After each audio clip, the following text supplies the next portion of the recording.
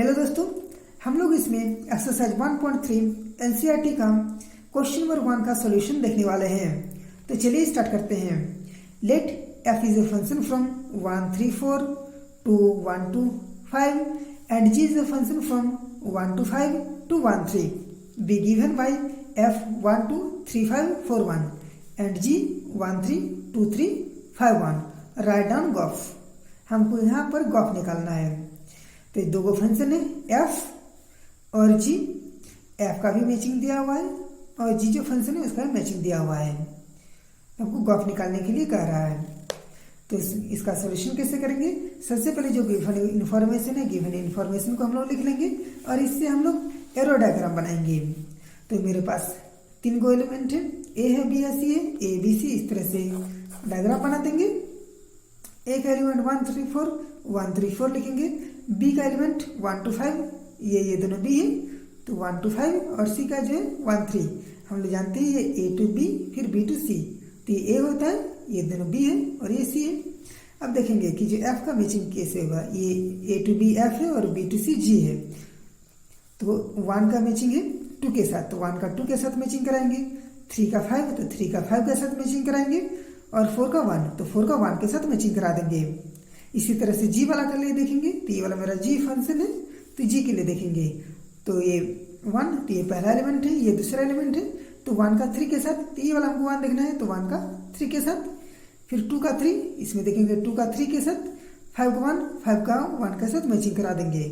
अब हमको गॉफ निकालना है। तो गॉफ निकालने के लिए क्या हम लोग होता है, पहले वीडियो में देख चुके हैं कि ए टू सी जो फंक्शन होता है वही मेरा गॉफ होता है। तो इस तरह से हम लोग एरो खींच देंगे और गॉफ लिख देंगे।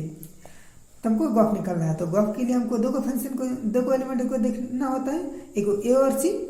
तो हमको 1 3 और 4 का गॉफ निकालना है।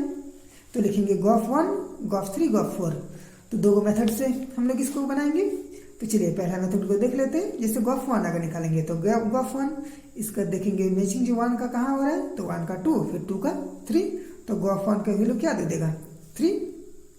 उसी तरह से गॉफ 3, तो गॉफ 3 जो 3 का मैचिंग 5 फिर 5 का मैचिंग 1, मतलब गॉफ 3 का वैल्यू क्या हो जाएगा 1। गॉफ 3 का वैल्यू 1।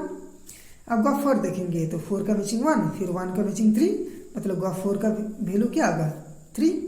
तो इसी तरह से गॉफ 1 गॉफ 3 और गॉफ 4 निकालेंगे। अब इसको एक और मेथड से देख लेते हैं। हम लोग गॉफ लिखेंगे और ए टू सी, तो ए टू सी मेरा होता है इसलिए ए टू सी लिख लेंगे। अब हम लोग गॉफ और एक्स लिख लेंगे। ए का जो एलिमेंट है 1 3 4, एक एलिमेंट 1 3 4 लिखेंगे और सी का एलिमेंट 1 3 लिखेंगे। हम लोग सारा एलिमेंट का एक एक करके गॉफ निकालेंगे। तो गॉफ 1, तो हम लोग पहले वीडियो में बता चुके हैं इंट्रो क्लास में। तो जो ओ रहेगा ओ की जगह पर क्या लिखेंगे, इस तरह से ब्रैकेट और एफ लिख देंगे, F1 लिखेंगे।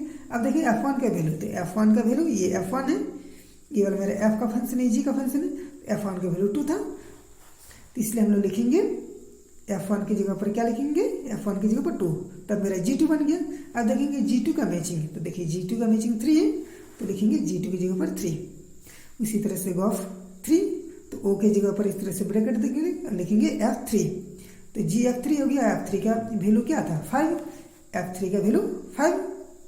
और फिर F5 जो है, F5 का वैल्यू क्या दे देगा 1, तो 1। तो फाइनली गॉफ 3 का वैल्यू जो है 1 हो जाएगा। इसी तरह से गॉफ 4 देखेंगे। तो गॉफ 4 जो है तो जी इस तरह से F4 लिखेंगे और F4 का वैल्यू मेरा 1 था, तो ये G1 हो गया। अब G1 का वैल्यू 3 हो गया। तो इस तरह से मेरा जो गॉफ निकला वो 1 का 3 के साथ मैचिंग था, 3 का 1 के साथ, 4 का 3 के साथ। इस तरह से गॉफ हम लोग लिख देंगे। उम्मीद है कि आप लोगों को पहला क्वेश्चन का सॉल्यूशन समझ में आ गया है। Thank you.